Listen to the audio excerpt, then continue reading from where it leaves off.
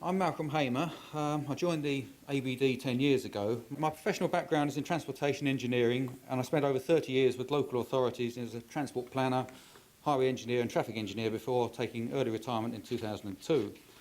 The ABD was founded in 1992 because of concern that speed cameras would criminalise large numbers of safe drivers, and that fear has been more than realised. But drivers in Britain are now facing more than draconian speed limit enforcement. To encourage people out of their cars, road space in towns and cities has been taken from cars and trucks. And I will start with bus lanes. Main roads in British cities rarely have more than 2 traffic lanes in each direction. So when one lane is dedicated to buses, capacity for other vehicles is halved. And with typical bus occupancies mean that few bus lanes add to the people carrying capacity of the network, especially outside London. So the result is reduced highway capacity and more congestion. As well as reducing capacity, drivers who are caught entering a bus lane, even briefly, risk a penalty charge of £120, that's about $240. The yellow lines you can see alongside the curb denote parking restrictions. Bus lanes and parking restrictions are increasingly being enforced by local authorities who keep the income generated, so they have an incentive to issue as many penalties as they can. And in 2005, 6 million penalty charges were issued to drivers in London alone, mostly for parking violations. Cyclists are also given priority over drivers at some traffic signals. They're encouraged to jump the queue and occupy the space behind the leading stop line. When the lights go green, cyclists are slower away and they reduce the capacity of the junction. And it's an offence for drivers to wait in the space between the 2 stop lines. This is an actual example. As you can see, there are no cyclists, so the road space is wasted. But capacity is also reduced by installing more and more traffic signals. This is a signal-controlled pedestrian crossing of a dual carriageway urban ring road. It was installed despite the existence of a pedestrian subway at the same point, which is still in use. And there's also a major signal-controlled junction about 150 yards further along the road, which you can't actually see in this slide. And this is a view of that other junction looking across the ring road. What you can see is what's known as a bus gate that allows buses from the side road to go straight across, a movement other vehicles are not allowed to make. So not only are there more and more signals, but signal timings are often used to discourage drivers from using certain roads rather than to optimise the junction capacity.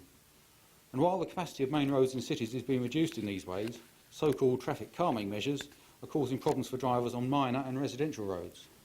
Now this is the sign that every British driver dreads, and with good reason. This is a Great British Road Hump. They're usually 3 inches high at the centre, and they can damage a car's suspension, tyres and exhaust system, as well as the occupants' backs. They also delay emergency services vehicles. It's estimated that 800 victims of cardiac arrest in London die for every minute of delay caused. And traffic calming schemes are claimed to improve safety, but when badly designed, they can actually cause accidents. Now this traffic island forces drivers onto the wrong side of the road. Remember, we drive on the left, of course. So they must give way to oncoming vehicles. But sighted on a bend like this, drivers can't see if a vehicle is coming the other way until they're right on top of the obstruction. This could lead to panic braking and a possible collision with the island or the oncoming vehicle.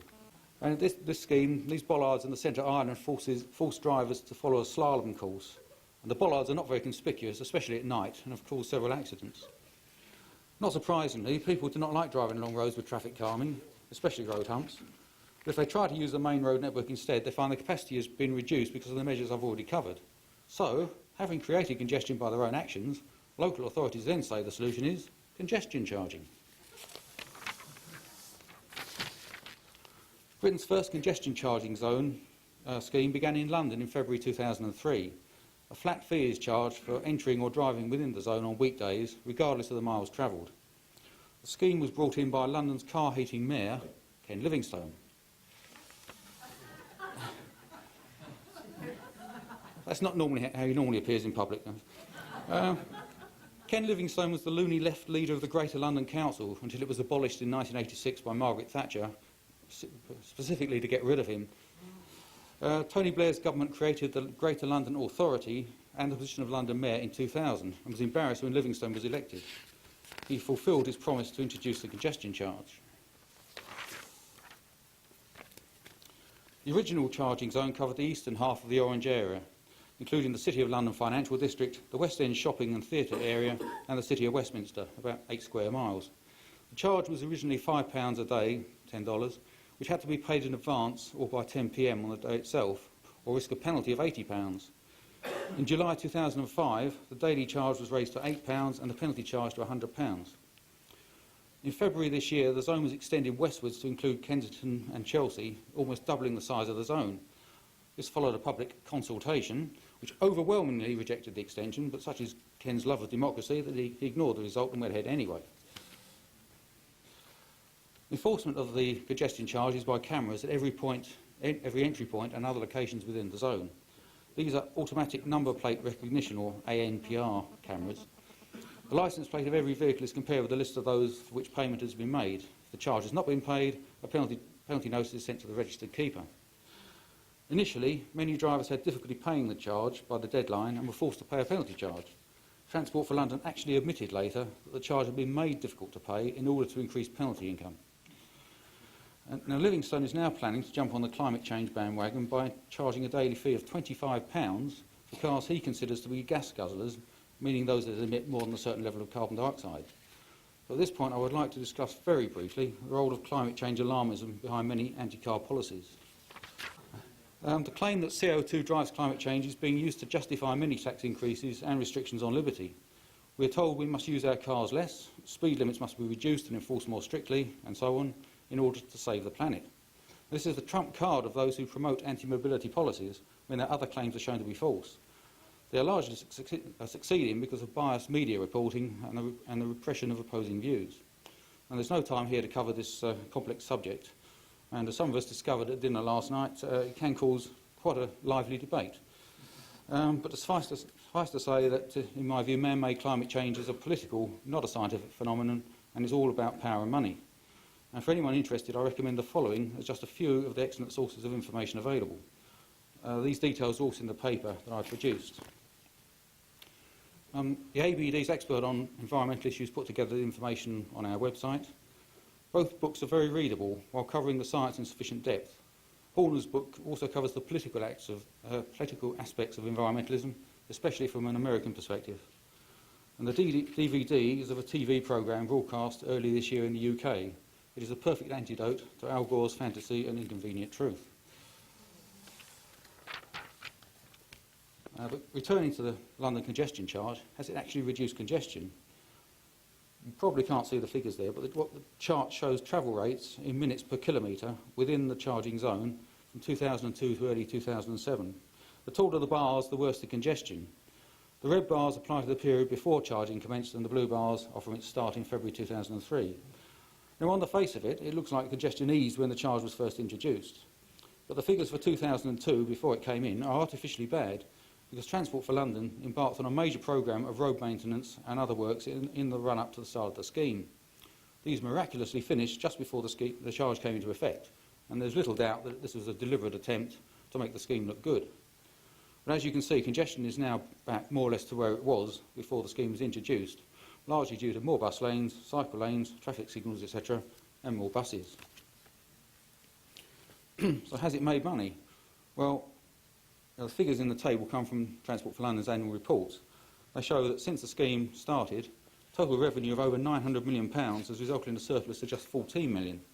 This is despite the 60% increase in the daily charge after less than 3 years, and a significant part of the revenue coming from enforcement activities. I've already mentioned that the London congestion charge is enforced using ANPR cameras, but these are also being installed nationwide to track all vehicle journeys. The police have been given the power to set up a database of vehicle movements, which will keep records for 5 years. The database will also use information from CCTV networks set up by local authorities for traffic management purposes, and from private cameras installed on filling station forecourts. As you can see from the figures there, Britain is one of the most spied upon nations on earth. This is all justified in the name of fighting crime and, of course, terrorism. But as if we weren't watched enough already, there are now plans for continuous vehicle tracking by satellite. And plans to introduce nationwide road user charging based on mileage, type of road and time of day have been floated for some time. As the plans have developed, opposition has grown based on the civil liberties issues and the fact that British road users are already taxed very heavily. A national scheme would be based on GPS technology with a unit in every car recording where a car was driven and when. These details will be transmitted to a central processing body from where monthly invoices will be issued. Now, the impetus behind the schemes comes from the European Union which is developing its Galileo satellite system for military purposes.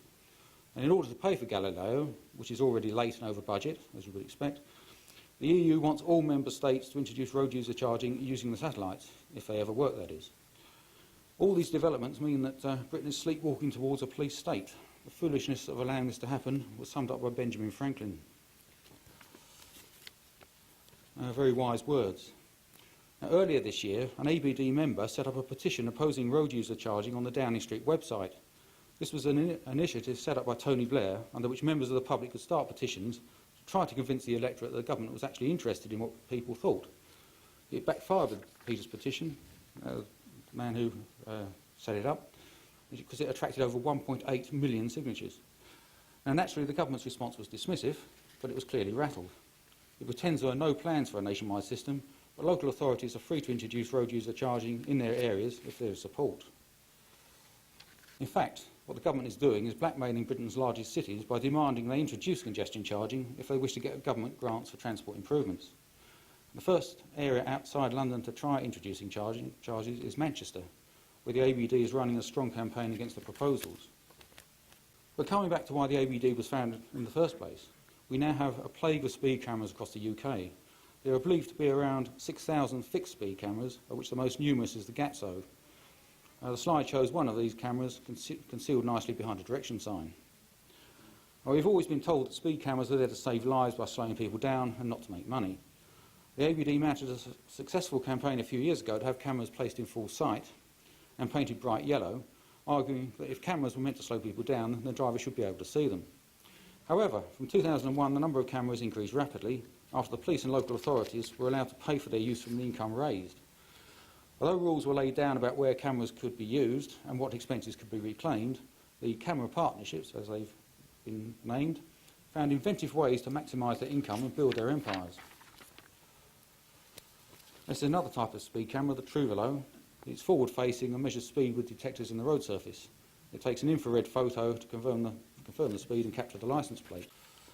Now, these SPECS cameras are becoming increasingly common. They are basically number plate recognition cameras that record the licence plate and the exact time of every vehicle passing. Mounted on gantries half a mile to a mile apart, they calculate the average speed of every vehicle.